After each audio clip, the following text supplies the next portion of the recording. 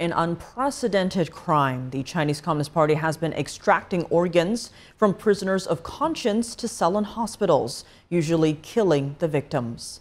The biggest target is Falun Gong, a spiritual meditation practice heavily persecuted by the regime. NTD's Steve Lance spoke with Senator Ted Cruz about his bill to sanction this crime. Senator Ted Cruz, thanks so much for taking a moment. Good to be with you.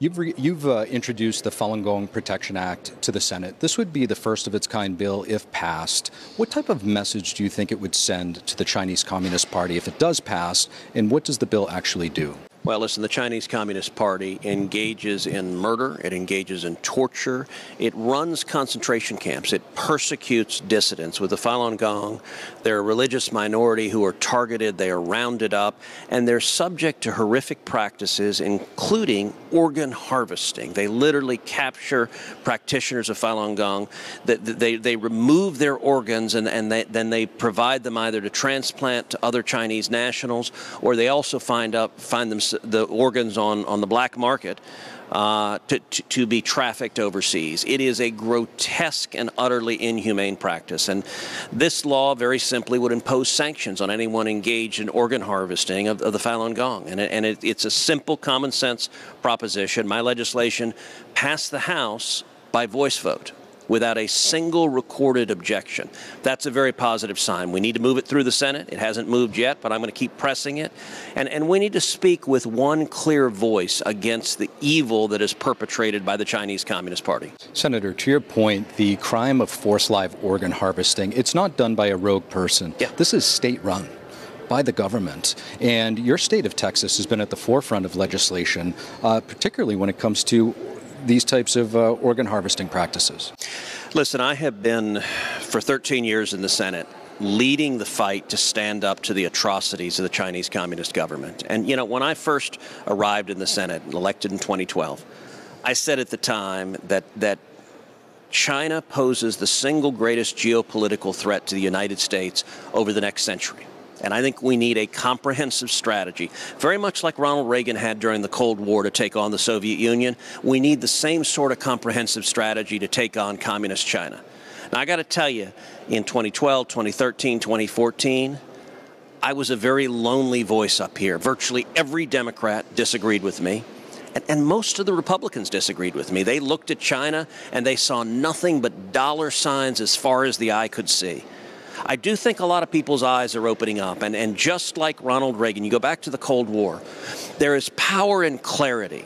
You know, I was 10 when Reagan became president. I remember he came in and he referred to the Soviet Union as an evil empire. He said Marxism-Leninism will end up on the ash heap of history.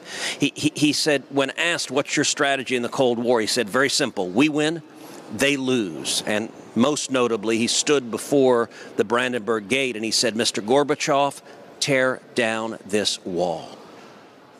Ronald Reagan and America won the Cold War without firing a shot. We need that same clear resolve, and an important part of it is calling out their horrific atrocities and human rights abuses, and the fact that you have a government of a nation that purports to be a civilized nation, that is a permanent member of the Security Council of the United Nations, that is involved in every international organization.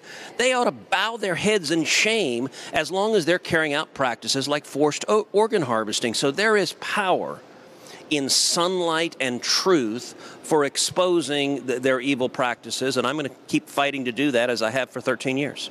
Senator, talk to us about the transnational criminal element to the Chinese Communist Party when they expand their reach into the United States to manipulate our institutions, our media.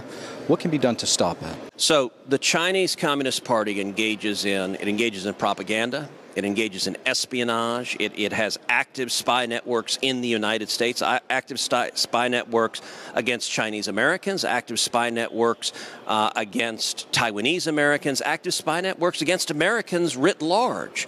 You look at one of the very first pieces of legislation I ever passed into law was legislation dealing with Confucius Institutes. So Confucius Institutes are on college campuses in America.